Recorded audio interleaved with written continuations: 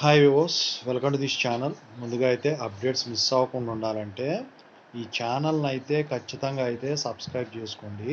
ఈ వీడియోని అయితే లైక్ చేసి షేర్ చేయండి. టెలిగ్రామ్ లింక్, వాట్సాప్ లింక్ రెండు డిస్క్రిప్షన్లో ఉన్నాయి.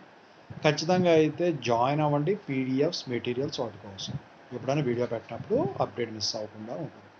సో ఇందుట్లో వచ్చేసరికి చాలామంది స్టూడెంట్స్ అడుగుతున్నారు, as we are applying JTH grace marks 30-23 or even if it is a 9 or 7, will it affects our jobs?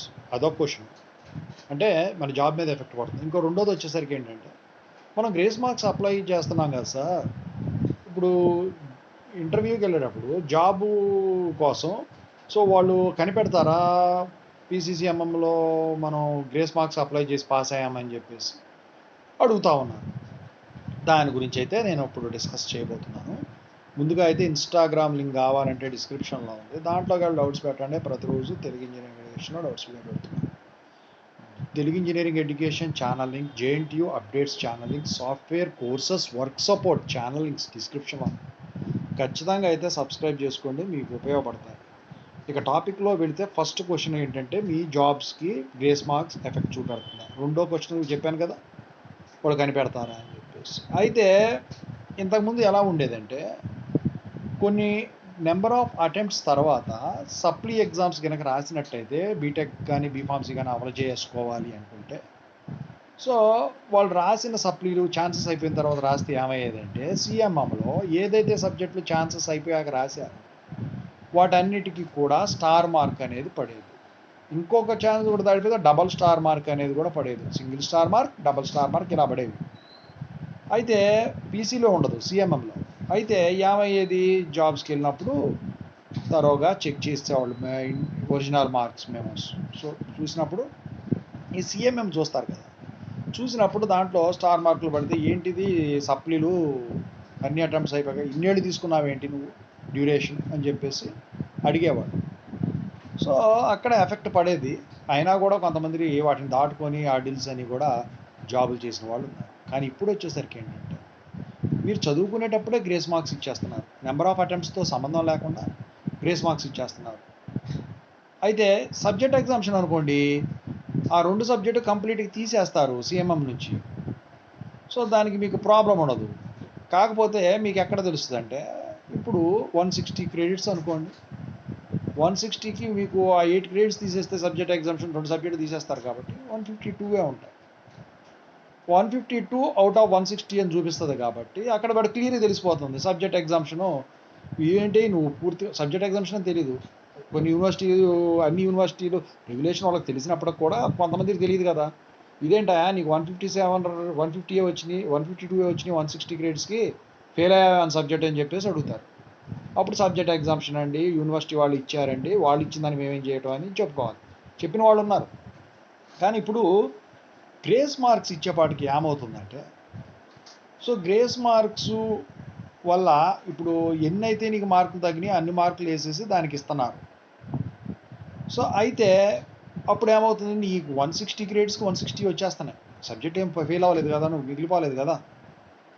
అయితే దానివల్ల నీకు జాబ్లో పెద్దగా ఎఫెక్ట్ అయితే ఏముండదు, ఎందుకంటే గ్రేస్ మార్క్స్. కానీ వాడు అడుగుతాడు ఏంటంటే, నువ్వు గ్రేస్ మార్క్స్ ద్వారా పాస్ అయ్యావా లేకపోతే డైరెక్ట్ పాస్ అయ్యావా అంటే, నువ్వు చెప్పుకోవడానికి ఉంటుంది ఏంటంటే, నేను గ్రేస్ మార్క్స్ ద్వారా పాస్ అయ్యాని చెప్పావనుకోండి, అప్పుడు ఎప్పుడు చెప్పుకోవాలి, అది ఇండివిజువల్ మార్క్స్ మెమోరాండమ్స్ అడగనప్పుడు.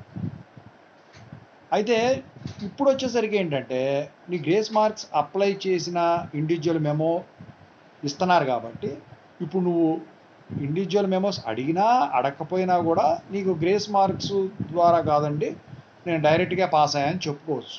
ఎందుకంటే అక్కడ 2 కేసులు ఉంటాయి. ఏంటంటే, ఒకటి మీకు ఇంటర్వ్యూర్ ఎవరైతే ఉన్నారో, హెచ్ఆర్లోనే అడుగుతారు జనరల్గా నాకు తెలిసి, ఎవరైతే ఉన్నారో వాళ్ళు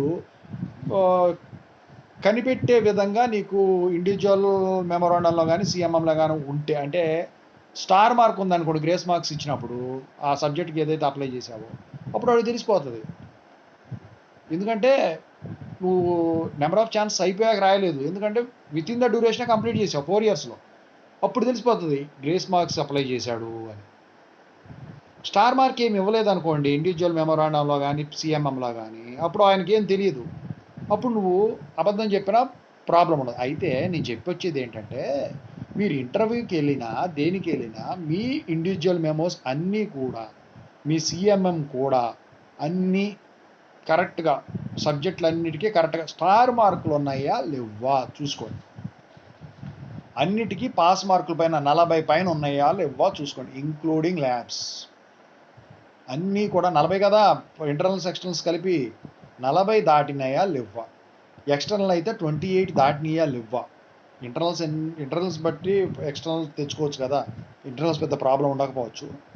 ఎక్స్టర్నల్లో 28 పైన వచ్చినాయా, రెండు కలిపి 40 దాటినాయా లేవా అని సిఎంఎంలో అన్నీ కల్పిస్తారు కాబట్టి ఖచ్చితంగా చూసుకోండి. అదొకటి. రెండోది వచ్చేసరికి మీరు గ్రేస్ మార్క్స్ అప్లై చేశారు కాబట్టి స్టార్ మార్క్ ఇచ్చారా లేదా చూసుకోండి. ఇక దాన్ని బట్టి నేను ఇప్పుడు ఏదైతే చెప్పానో సమాధానాలు, ఆన్సర్స్, అవే ఆన్సర్స్ మీరు చెప్పుకున్నట్టయితే వాళ్ళు మిమ్మల్ని రికగ్నైజ్ చేయలేరు. సో JNTH గ్రేస్ మార్క్స్ మీ జాబ్స్ మీద ఎఫెక్ట్ చూపిస్తుందా అంటే, ఈ కేసుల్లో కొన్ని కన్సిడర్ చేసుకుంటే వాటిని బట్టి ఉంటుంది. అయితే కొన్ని కంపెనీలు ఏంటంటే, మీరు చెప్పే ఆన్సర్ తెలివిగా ఉందనుకోండి, మీ దగ్గర స్కిల్ ఉందనుకోండి, ఆ స్కిల్తో పాటు మీరు చెప్పే ఆన్సర్ హెచ్ఆర్కి, మరి మేమేం చేయమండి, యూనివర్సిటీ వాళ్ళే ఆ పాలసీ పెట్టారు, మరి అందరూ అప్లై చేస్తున్నారు కదా, మేము ఒక్కడమే కాదు కదా అని చెప్పేసి మీరు చెప్పుకున్నట్టయితే వాళ్ళు కన్సిడర్ చేస్తారు. పెద్ద విషయం మేమే అన్నారు అనుకోండి అక్కడ పోయి హెచ్ఆర్ ఇంటర్వ్యూలో, వీడు ఇదే సమాధానం చెప్పలేకపోతున్నాడు యూనివర్సిటీ వాడు ఇచ్చిన దానికే, ఇక మన జాబ్లో ఏదైనా ప్రాబ్లం వస్తే వీడే సమాధానం చెప్తారు, ఇట్లా నచ్చితే క్లయింట్స్ బెదిరి పారిపోతారని చెప్పేసి, సో ఇక వాడు ఉద్యోగం ఇవ్వరు అనమాట. సో ఇన్ని ఎఫెక్ట్స్ ఉంటాయి దీనివల్ల. అంటే ఏంటి, కొన్ని కేసులు చెప్పాను కదా, ఆ కేసులకి అయితే మిగతా వాటికి నో ప్రాబ్లం. అయితే మీరు ఎప్పుడైనా ఎవరికైనా కానివ్వండి, మీ సిఎంఎంలో సిఎంఎం ఒకటి, ఇండివిజువల్ మెమోరాండం మార్క్స్ ఒకటి ఇచ్చేటప్పుడు ఇవన్నీ చెక్ చేసుకొని అప్పుడు ఆన్సర్స్ మీరు తయారు చేసుకోండి. నేను చెప్పిన ఆన్సర్స్ ఏవైతే అందులో ఏ ఆన్సర్ పర్ఫెక్ట్గా సింక్ అవుతుందో వాటిని చెప్పుకున్నట్టయితే మీకు ఏముంటుంది. కొంతమంది అంటున్నారు గవర్నమెంట్ జాబ్స్కి ఎఫెక్ట్ ఉంది. గవర్నమెంట్ జాబ్స్లో సెకండ్ క్లాస్ ఉన్నా కూడా పెద్దగా ఎఫెక్ట్ ఉండదు. సింపుల్గా అప్లై చేసేది ఏదన్నా ఉందా, జాబ్ ఏదన్నా ఉందా అంటే గవర్నమెంట్ జాబ్. ఏ రూల్స్ రెగ్యులేషన్స్ ఉండవు, ఏజ్ లిమిట్ తప్ప, అది కూడా పెంచుకుంటా పోతాడు. ఇక ఏంటంటే కట్ ఆఫ్లు అవి ఉంటాయి, అవి చూసుకుంటే సరిపోతుంది గవర్నమెంట్ జాబ్. అసలు నాకు తెలిసి గవర్నమెంట్ జాబ్ కొట్టడం ఈజీ, ఊరూరు తిరగాలి, కాకపోతే ఊరూరు తిరగాల్సి వస్తుంది. లేకపోతే దానికోసమే, ఇది సాఫ్ట్వేర్ అనుకోండి సిటీలో ఉండొచ్చు, అయ్యే గవర్నమెంట్ జాబ్లు అయితే పల్లెటూరులో వాటిలో ఎక్కడో మూలకెళ్ళి ఉండాల్సిన పరిస్థితులు కూడా ఉంటాయి అన్నమాట. సో ఇదండి ఓవరాల్గా does JNTH grace marks effects your jobs అంటే అది.